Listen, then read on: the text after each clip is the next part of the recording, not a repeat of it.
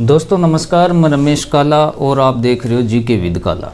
साथियों, कक्षा 12 इतिहास का लास्ट और फाइनल लेसन 15 का संविधान निर्माण बोर्ड परीक्षा 2024 के लिए ये नोट्स तैयार किए गए हैं। बाकी जो आपके लेसन हैं जो आपके बिल्कुल नए सिलेबस के अकॉर्डिंग 2024 के लिए प्ले लिस्ट में मैंने डाल दिए, उनको आप ज़रूर देख लें। महत्वपूर्ण प्रश्न उत्तर प्लस नोट्स हैं और एक मेरा व्लॉग चैनल है, इस वीडियो के नीचे डिस्क्रिप्शन में लिंक है उसका, उसे आप ज़रूर सब्सक्राइब करें। संविधान का निर्माण एक नए युग की शुरुआत 15 का लेसन है। भारत का संविधान 26 जनवरी 1950 को लागू हुआ, सभी को पता है। ये दुनिया का सबसे लंबा संविधान है। 15 अगस्त 1947 को भारत आज़ाद तो कर दिया, किंतु इसके साथ ही इसे विभाजित भी कर दिया गया। लोगों की स्मृति में 1942 का भारत छोड़ो आंदोलन, सुभाष चंद्र बोस के स्वतंत्रता के प्रयास, शाही भारतीय नौसेना का विद्रोह अभी भी जीवित थे। देश के विभिन्न भागों में मजदूरों व किसानों के आंदोलन जारी रहे। संविधान सभा का गठन किया गया। संविधान सभा के सदस्यों का चुनाव 1946 के प्रांतीय चुनाव के आधार पर किया गया। संविधान सभा में ब्रिटिश भारतीय प्रांतों द्वारा भेजे गए सदस्यों के अतिरिक्त रियासतों के प्रतिनिधि भी शामिल थे।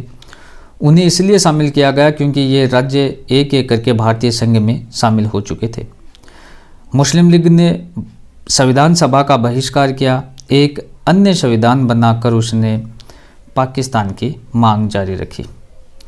संविधान सभा में कुल 300 सदस्य थे। इनमें से 6 सदस्यों की भूमिका काफ़ी महत्वपूर्ण दिखाई देती है, जैसे नेहरू के उद्देश्य प्रस्ताव, तिरंगे झंडे का प्रस्ताव प्रस्तुत किया था। सरदार पटेल ने पर्दे के पीछे रहकर कई प्रारूपों को लिखने में मदद की थी। विरोधी विचारों के बीच सहमति पैदा करने में महत्वपूर्ण भूमिका अदा की।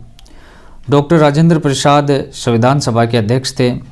डॉक्टर BR अम्बेडकर संविधान प्रारूप समिति के अध्यक्ष थे। मोस्ट इंपॉर्टेंट है, दोनों लाइन नहीं, छोटा प्रश्न पूछ लिया जाता है। संविधान सभा के अध्यक्ष डॉक्टर राजेंद्र प्रसाद, संविधान प्रारूप समिति के अध्यक्ष डॉक्टर BR अम्बेडकर।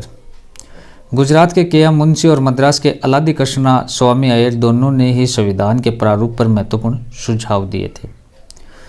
उद्देश्य प्रस्ताव 13 दिसंबर 1946 को जवाहरलाल नेहरू ने संविधान सभा के सामने उद्देश्य प्रस्ताव पेश किए। दोस्तों, एक मेरा व्लॉग चैनल है, इस वीडियो के नीचे डिस्क्रिप्शन में उसका लिंक है, उस चैनल को भी आप जरूर सब्सक्राइब करें। इस प्रस्ताव में भारत के मूल संविधान के आदर्शों की रूपरेखा प्रस्तुत की गई। इसमें भारत को स्वतंत्र संप्रभु गणराज्य घोषित किया गया। नागरिकों को न्याय, समानता व स्वतंत्रता का आश्वासन दिया था।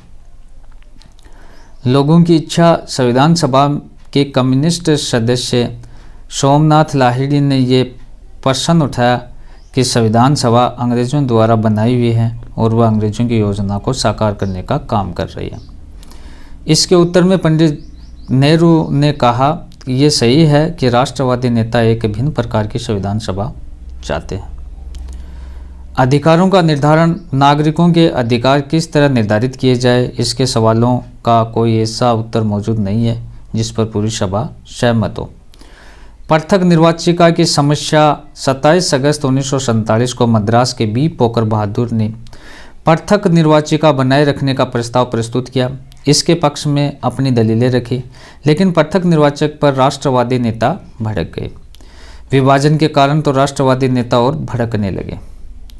आज हमें एक शक्तिशाली सरकार की आवश्यकता है। प्रांतों के लिए अधिक शक्तियों की मांग से तीखी प्रक्रिया आने लगी।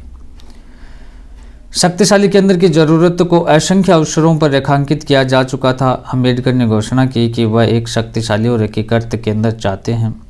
केंद्र की शक्तियों में बढ़ोतरी होनी चाहिए ताकि वह सांप्रदायिक हिंसा रोक सके।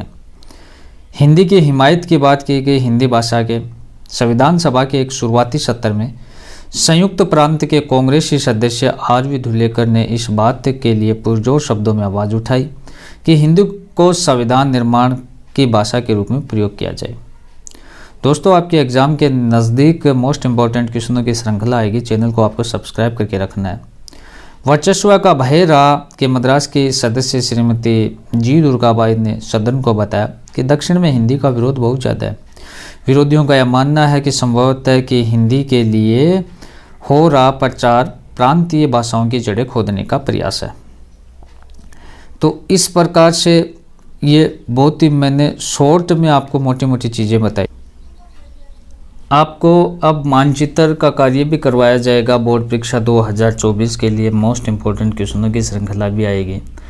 चैनल को सब्सक्राइब करके रखें, बेल आइकन को प्रेस करके रखें, और सब्जेक्ट भी हमने पढ़ा रखे हैं, प्लेलिस्ट में जाकर आप देख सकते हो। साथियों व्लॉग चैनल को आप जरूर सब्सक्राइब करें, डिस्क्रिप्शन में लिंक है। धन्यवाद साथियों।